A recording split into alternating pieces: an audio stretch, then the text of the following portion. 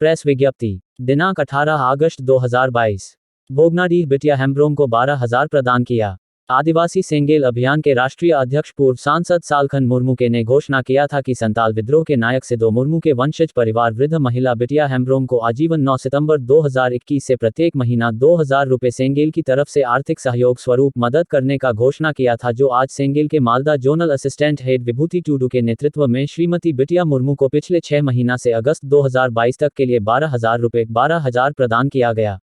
भारत आज़ाद होने से 100 साल पूर्व संताल विद्रोह के नायक सिदो मुर्मू के नेतृत्व में 1855 को संताल परगना आज़ाद हुआ, किंतु आज वही संताल परगना संताल समाज के मांझी परगना व्यवस्था के रूढ़ी प्रथा डायन डंडोम जुर्माना बरोन बहिष्कार वंश परंपरा माझी परगना व्यवस्था ईर्ष्या द्वेष के कारण आज संताल परगना की एकता खत्म हो रही है। इसके लिए जेएमएम शिबू सोरेन और हेमंत सोरेन दोषी हैं, क्योंकि केवल संतालों का हंडिया दारू चखना में वोट लेता रहा और सत्ता का दुरुपयोग किया है। संताल परगना बचाने का एक भी कोई नीतिगत काम नहीं किया है।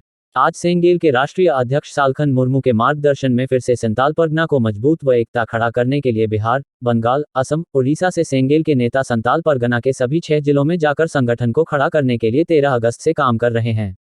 झारखंड व संताल परगना आदिवासियों का गढ़ है। इसमें आदिवासी भाषा CNTSPT भाषा संताली को झारखंड में प्रथम राजभाषा बनाने, सरना धर्म कोड की मान्यता एवं संताल समाज में सुधार लाने हेतु जनतंत्र, संविधान, कानून, मानव अधिकार को लागू करने आदि को लेकर सेंगेल का काम जारी है।